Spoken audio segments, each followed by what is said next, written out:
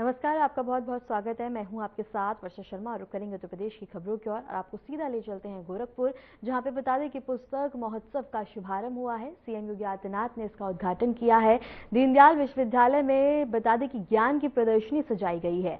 साहित्य और संस्कृति का संगम यहां देखने को मिल रहा है। तस्वीरें हम आपको दिखा रहे हैं, जहां बता दें कि सीएम योगी आदित्यनाथ मौजूद हैं और प्रदर्शनी का उद्घाटन किया गया है। सीएम योगी आदित्यनाथ ने इस महोत्सव का उद्घाटन किया है। दीनदयाल विश्वविद्यालय में ज्ञान की प्रदर्शनी देखने को मिल रही है और इसके साथ ही बता दें कि यहां तमाम व्यवस्था की गई है और इसके साथ ही सजावट की गई है। और इन तस्वीरों में भी आप देख सकते हैं, ये सीधा तस्वीरें हम आपको गोरखपुर से दिखा रहे हैं, जहां प्रदर्शनी में बता दें कि ज्ञान की प्रदर्शनी का संगम देखने को मिल रहा है। गोरखपुर में पुस्तक महोत्सव का शुभारंभ सीएम योगी आदित्यनाथ द्वारा किया गया है।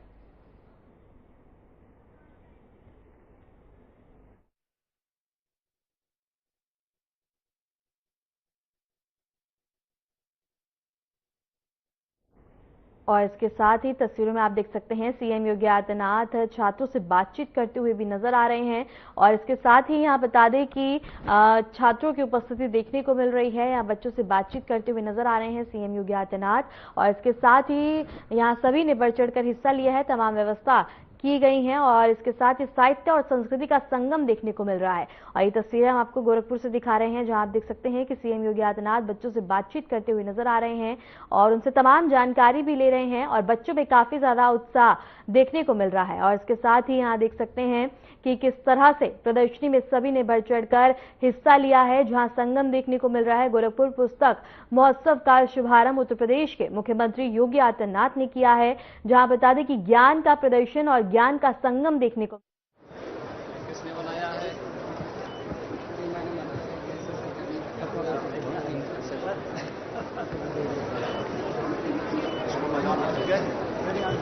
हाँ, इसको लगा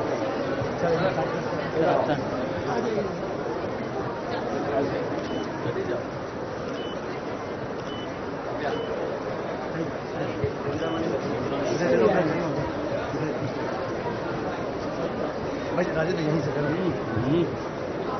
बच्चे कृपया करके एक एक करके फटाफट आ जाएं। बच्चे यहीं बने।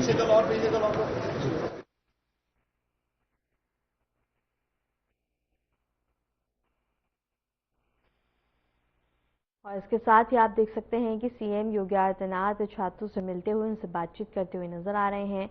और इसके साथ ही बच्चों को पुस्तक दी जा रही हैं, जहां बच्चों में काफी ज्यादा उत्साह देखने को मिल रहा है। छात्र छात्राओं को ये पुस्तक दी जा रही हैं, जहां दीनदयाल में बता दें कि ज्ञान की प्रदर्शनी का संगम देखने को मिल रहा है। सीएम योगी आदित्यनाथ ने इस महोत्सव का उद्घाटन किया है, जहां बता दें कि छात्र छात्राओं की उपस्थिति देखने को मिल रही है और सभी ने इसमें बढ़ चढ़कर हिस्सा लिया है। और इस दौरान आप तस्वीरों में देख सकते हैं कि सीएम योगी आदित्यनाथ छात्र छात्राओं को पुस्तक देते हुए नजर आ रहे हैं, जहां ज्ञान का प्रदर्शन और ज्ञान का संगम देखने को मिल रहा है। और इसके साथ ही बता दें कि छात्र छात्राओं में काफी ज्यादा उत्साह देखने को मिल रहा है।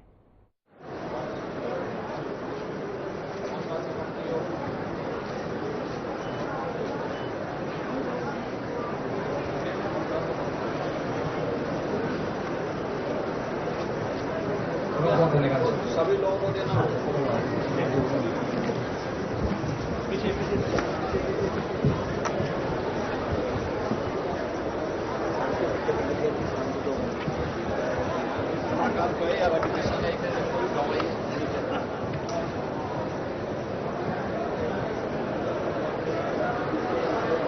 आज के मुख्य अतिथि उत्तर प्रदेश के माननीय मुख्यमंत्री योगी आदित्यनाथ जी का हमारे बीच आगमन हो चुका है और आप सभी से मेरा अनुरोध है कि तालियों से उनके सम्मान में हम कार्यालय बतौर उनका बनें।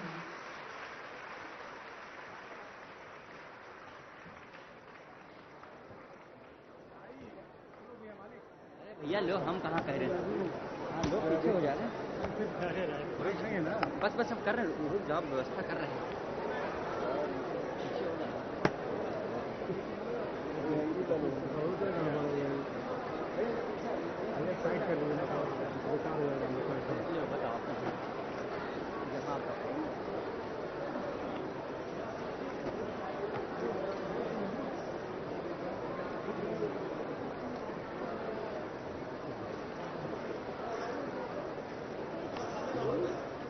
नमस्कार। राष्ट्रीय पुस्तक न्यास भारत शिक्षा मंत्रालय के द्वारा दीनदयाल उपाध्याय गोरखपुर यूनिवर्सिटी में आयोजित गोरखपुर पुस्तक महोत्सव के उद्घाटन समारोह में आप सभी का हार्दिक अभिनंदन है। उस पावन धरती पर जिसे भारत का आध्यात्मिक और सांस्कृतिक हृदय कहा जाता है, ये वही गोरखपुर है जहां योग और आध्यात्म की ज्योति महायोगी गुरु गोरक्षनाथ ने प्रज्वलित की थी। यही तपोभूमि आज भी नाथ पंथ की आध्यात्मिक राजधानी मानी जाती है। यहाँ की मिट्टी में संतों का सानिध्य और बलिदान का रक्त दोनों समाये हैं। यही धरती पंडित राम प्रसाद बिस्मिल और ठाकुर बंधु सिंह के अमर बलिदान की साक्षी रही है। गोरखपुर न केवल आस्था की भूमि है, बल्कि साहित्य और नाट्य कला की राजधानी भी है। इसके उपरांत यहाँ और इसके साथ ही रुक करेंगे अगली खबर की ओर। रक्षा मंत्री राजनाथ सिंह ने मलेशिया में आयोजित एशियन रक्षा मंत्रियों की बैठक में उनको संबोधित किया। अपने संबोधन में उन्होंने हिंद प्रशांत क्षेत्र में शांति, स्थिरता और समृद्धि के लिए सामूहिक सहयोग की आवश्यकता पर जोर दिया। राजनाथ सिंह ने कहा कि भारत क्षेत्र सुरक्षा और आपसी विश्वास को मजबूत करने के लिए साझेदार देशों के लिए एक मिलकर काम करने के लिए प्रतिबद्ध है। बैठक में कई देशों के रक्षा मंत्रियों ने भी भाग लिया है। पूरे होने के अवसर पर मुझे इस डिस्टिंग्विश्ड गैदरिंग को संबोधित करने का मौका मिला है। यह एक ऐसा मैकेनिज्म है जो हमारे साझा इंडो पैसिफिक रीजन में पीस, स्टेबिलिटी और कोऑपरेशन का आधार स्तंभ बन चुका है। जब एडीएमएम प्लस की शुरुआत वर्ष 2010 में हनोई में हुई थी तो यह आसियान की दूरदर्शी सोच का प्रतीक था।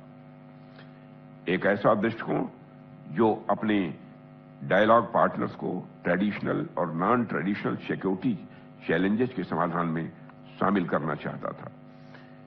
पिछले 1.5 दशक में यह फोरम निरंतर विकसित हुआ है और एक डायलॉग प्लेटफॉर्म से आगे बढ़कर अब यह प्रैक्टिकल डिफेंस कोऑपरेशन का डायनेमिक फ्रेमवर्क बन चुका है। एक्सेलेंसी, तिमोर लेस्टे को एडीएमएम प्लस में इंडक्ट किए जाने पर उसका मैं स्वागत करता हूं और अपनी प्रसन्नता भी व्यक्त करता हूं। एक्सेलेंसी, मलेशिया की चेयरमैनशिप के अंतर्गत इंक्लूसिविटी एंड सस्टेनेबिलिटी पर दिया गया जोर समयानुकूल भी है और अत्यंत रेलेवेंट भी है।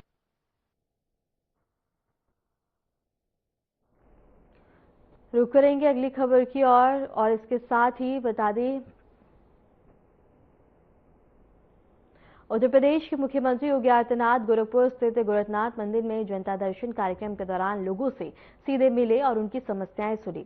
सुबह से ही बड़ी संख्या में लोग अपनी अर्जियां लेकर मंदिर परिसर पहुंचे थे। मुख्यमंत्री ने प्रत्येक व्यक्ति की बात को ध्यानपूर्वक सुना और संबंधित अधिकारियों को समस्याओं के निस्तारण के निर्देश दिए। सीएम योगी ने कहा कि सरकार का उद्देश्य जनता तक न्याय और सुविधा पहुंचाना है और कोई भी पीड़ित व्यक्ति न्याय से वंचित ना रहे। उन्होंने अधिकारियों को निर्देश दिया कि हर शिकायत का समाधान समयबद्ध और पारदर्शी तरीके से किया जाए।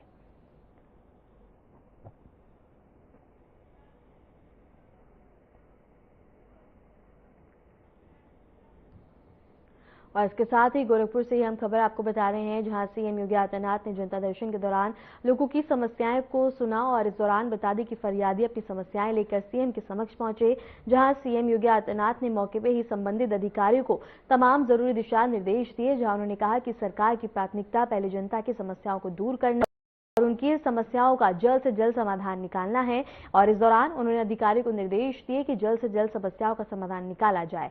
और इस दौरान सीएम योगी आदित्यनाथ एक एक करके सभी फरियादों की समस्याओं को सुनते हुए ध्यानपूर्वक नजर आए, जहां उन्होंने कई शिकायतों का मौके पर ही निस्तारण किया तो अन्य शिकायतों के लिए उन्होंने संबंधित अधिकारियों को तमाम जरूरी दिशा निर्देश दिए। छत्तीसगढ़ अपना स्थापना दिवस मना रहा है और इस अवसर पर राजधानी रायपुर में विशेष आयोजन किए जा रहे हैं। मुख्यमंत्री विष्णुदेव साय ने कलेक्ट्रेट चौक स्थित छत्तीसगढ़ मैतारी की प्रतिमा पर पुष्पांजलि अर्पित कर प्रदेशवासियों को स्थापना दिवस की शुभकामनाएं दी। सीएम विष्णुदेव साय ने कहा कि आज छत्तीसगढ़ राज्य का स्थापना दिवस है, इसलिए मैं छत्तीसगढ़ की जनता को हार्दिक बधाई और शुभकामनाएं देता हूं। हमने छत्तीसगढ़ मैतारी को पुष्पांजलि अर्पित की है, यह हमारे लिए गर्व का क्षण है। राज्य भर में इस अवसर पर छत्तीसगढ़ के जयघोष के साथ सांस्कृतिक कार्यक्रम, जन कल्याण प्रदर्शनियां और विकास यात्रा की झलकियां देखने को मिल रही हैं। राजधानी रायपुर सहित सभी जिलों में इस दिन को गर्व और उत्साह के साथ मनाया जा रहा है।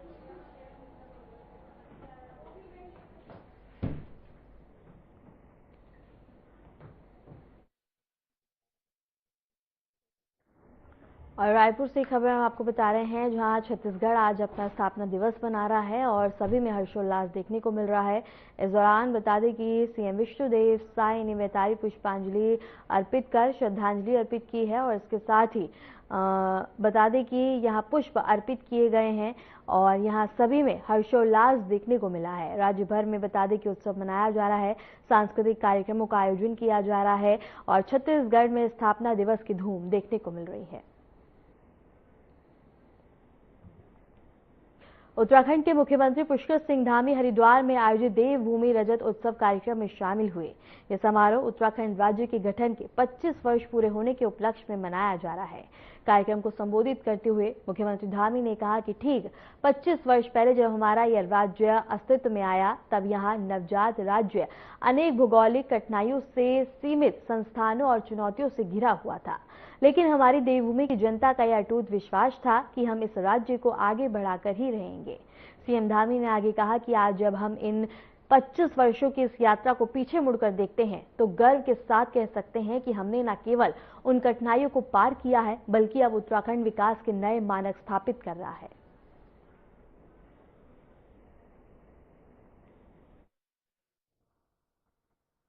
पच्चीस वर्ष पहले जब ये राज्य हमारा अस्तित्व में आया, तब यह नवजात राज्य अनेक भौगोलिक कठिनाइयां, अनेक सीमित संसाधन, अनेक चुनौतियों से घिरा हुआ था, लेकिन हमारी देवभूमि की जनता का यह अटूट विश्वास था कि कुछ भी हो जाए, हम इस राज्य को आगे बढ़ाकर ही देंगे। उनके मन में एक दृढ़ संकल्प था और आज हम जब 25 वर्षों की इस यात्रा को पीछे मुड़कर देखते हैं तो गर्व से कह सकते हैं कि न केवल हमने चुनौतियों से लड़कर आगे बढ़े हैं, बल्कि आज उत्तराखंड विकास के भी अनेक मानक स्थापित कर रहा है। कर्नाटक के मुख्यमंत्री सिद्धरामैया ने उप मुख्यमंत्री डीके शिवकुमार के साथ 70वें कर्नाटक राज्य उत्सव के अवसर पर मां भुवनेश्वरी की प्रतिमा पर श्रद्धांजलि अर्पित की। इस मौके पर राज्य की ओर से भव्य समारोह का आयोजन किया गया, जिसमें पारंपरिक ध्वज फहराया गया और सांस्कृतिक कार्यक्रमों की प्रस्तुतियां दी गई। मुख्यमंत्री ने कहा कि कर्नाटक की समृद्ध संस्कृति, भाषा और विरासत पूरे देश के लिए गौरव का विषय है। उन्होंने राज्य के विकास के लिए मिलकर काम करने का आह्वान भी किया।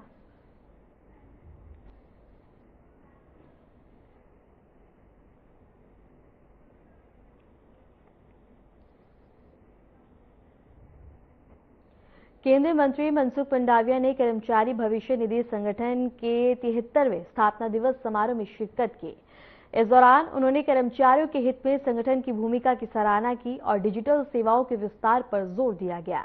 दिल्ली से एक खबर हम आपको बता रहे हैं, जहां बता दें कि स्थापना दिवस के दौरान केंद्रीय मंत्री मनसुख मंडाविया यहां शामिल हुए। कर्मचारियों के हित पर उन्होंने जोर दिया, डिजिटल सेवाओं के विस्तार की बातचीत की गई और संगठन की भूमिका की सराहना की गई।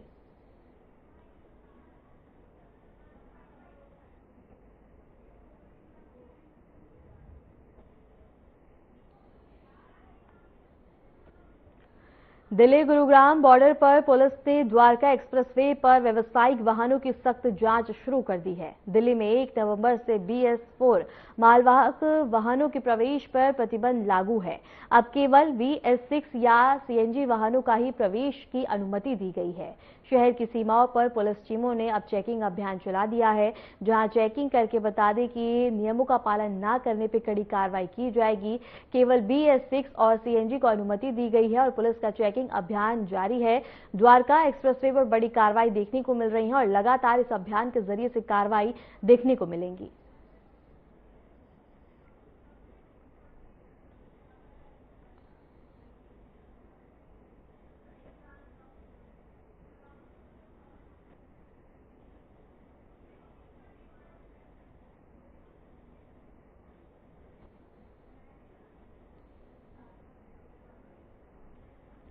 कर्नाटक राज्योत्सव समारोह के दौरान कल्याण कर्नाटक अलग राज्य संघर्ष समिति के कार्यकर्ताओं ने अलग राज्य की मांग को लेकर जोरदार प्रदर्शन किया।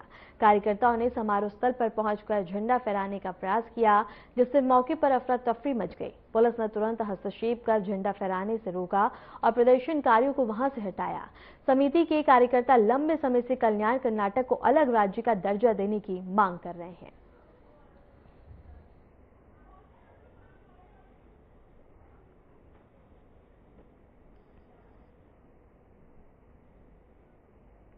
देवउठनी एकादशी के पावन अवसर पर आज अयोध्या धाम श्रद्धा और आस्था से बता दें कि रंगा हुआ नजर आ रहा है। सुबह से ही बड़ी संख्या में श्रद्धालु हनुमानगढ़ी मंदिर पहुंचकर भगवान श्री राम और बजरंगबली की आराधना कर रहे हैं। मंदिर परिसर जय श्री राम और जय बजरंगबली के जय घोष से गूंज उठा है। इसी के साथ देवउठनी एकादशी पर पंचकोशी परिक्रमा के लिए भी श्रद्धालु की भारी भीड़ और उत्साह देखने को मिल रहा है और परिक्रमा मार्ग पर भक्तों की लंबी कतार लगी हुई है, जो कि आस्था का अद्भुत संगम है, जिसमें स्थानीय लोग और दूरदराज से आए श्रद्धालु शामिल हैं। देवउठनी एकादशी को भगवान विष्णु के जागरण का प्रतीक माना जाता है। इस दिन से विवाह, मांगलिक और शुभ कार्यों की शुरुआत हो जाती है। प्रशासन ने श्रद्धालुओं की सुविधा और सुरक्षा के लिए व्यापक इंतजाम किए हैं, ताकि धार्मिक आयोजन शांतिपूर्वक संपन्न हो सके। अयोध्या से खबर हम आपको बता रहे हैं, जहां देवउठनी एकादशी की धूम देखने को मिल रही है काफी ज्यादा। यहां बता दें कि हनुमानगढ़ी में श्री राम के दर्शन और बजरंगबली के दर्शन करने के लिए सुबह से ही कतारों में लगकर श्रद्धालु नजर आए। जहां बता दें कि सभी ने दर्शन किया और इसके साथ ही पंचकोशी परिक्रमा में भक्तों की भारी भीड़ देखने को मिल रही है। प्रशासन ने सुविधा व्यवस्था चुस्त की है, ताकि कोई भी दिक्कत श्रद्धालुओं को ना हो और इस दौरान श्रद्धालुओं में खासा उत्साह देखने को मिल रहा है।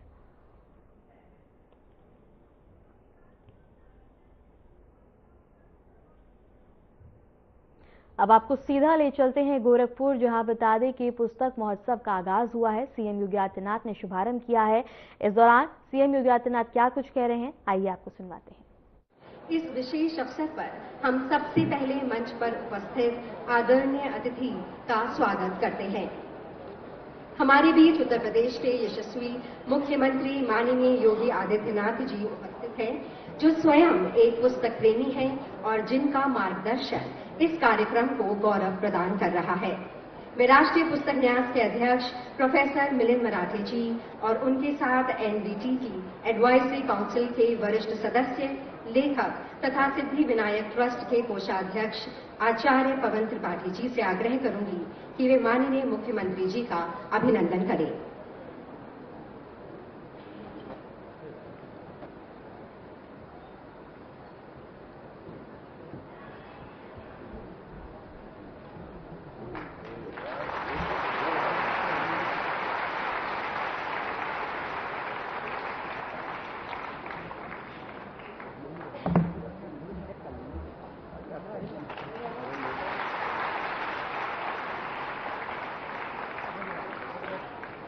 धन्यवाद सर।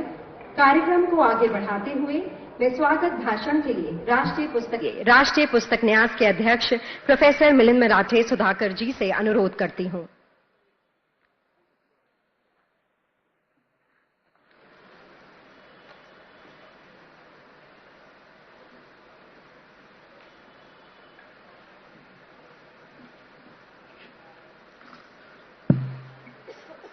गोरखपुर पुस्तक महोत्सव के आज के इस उद्घाटन कार्यक्रम में मंच पर उपस्थित लोकप्रिय सक्षम मुख्यमंत्री आदरणीय योगी आदित्यनाथ जी, मंच पर उपस्थित रवि जी सांसद, उत्तर प्रदेश के सलाहकार अवनीश जी अवस्थी, जो हमारे साथ गोरखपुर लखनऊ पुस्तक महोत्सव में मार्गदर्शक के रूप में हमेशा रहे हैं, हमारे राष्ट्रीय पुस्तक न्यास के सल्लागार आदरणीय आचार्य पवन त्रिपाठी जी, जिस विश्वविद्यालय के प्रांगण में ये पुस्तक महोत्सव हो रहा है, गोरखपुर विश्वविद्यालय की माननीय vice chancellor professor Poonam Tandon ji, राष्ट्रीय पुस्तक न्यास के डायरेक्टर कर्नल युवराज मलिक जी, मंच पर विराजमान इस प्रदेश के सम्माननीय विधायक महोदय और सभागार में उपस्थित गणमान्य नागरिक भाइयों एवं बहनों, सबसे पहले मैं स्वयं को और राष्ट्रीय पुस्तक न्यास को गौरवान्वित महसूस कर रहा हूं, क्योंकि ये एकमात्र भारत का प्रदेश है जिसमें आज एक प्रदेश में 2 पुस्तक महोत्सव राष्ट्रीय पुस्तक न्यास के द्वारा आयोजित हो रहे हैं, जिसका आग्रह आदरणीय मुख्यमंत्री जी का रहा, उनका संबल रहा, उनका सहयोग रहा, उनका मार्गदर्शन रहा। वैसे जब भी गोरखपुर की धरती पर आना होता है तो मेरे मन में भाव जो उमड़ते हैं कि ये भूमि जो है, ये अत्यंत पावन भूमि है, ये साधना की भूमि है, ये तपस्या की भूमि है, ये क्रांतिकारियों की भूमि है, ये लेखकों की, कवियों की भूमि है।